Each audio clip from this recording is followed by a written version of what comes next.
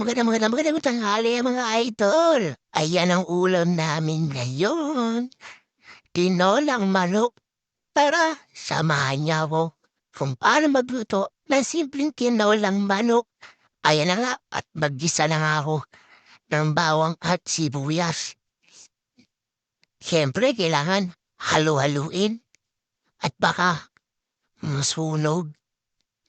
At nilagay ko na rin yung manok na siyang magiging laman sa ating tinola. Kailangan ding halu-haluin dahil baka manikik sa kasirola para mamuot ang lasa ng bawang, sibuyas at luya. Huwag natin pabayaan at baka masunog. O diba? Palalagay pa lang, nangangamoy na. Mukhang masarap na. At maya-maya ng konti, siyempre, lalagyan ko ng tubig para may sabaw. Parang pagmamahal mo sa minamahal mo, umaapaw.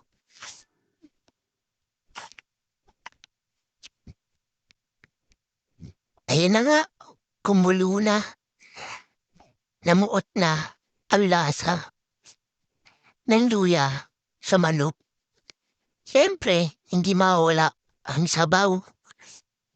Dinigdigan ko para umapaw ang pagmamahal sa iyong minamahal, kundi si Mamaw. Ito nga, kumulo na. Ang bilis naman. Mas sila nagmamadali siya.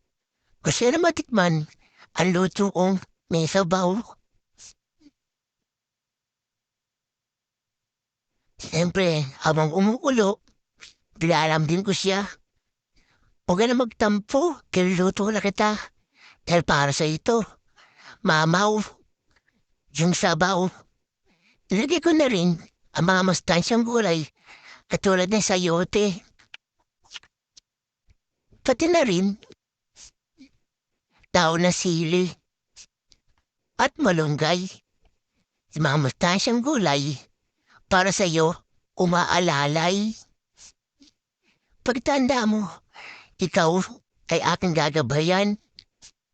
Iyon nga, luto na, umuulo na. Para sa iyo, mahal ko, Mamaw.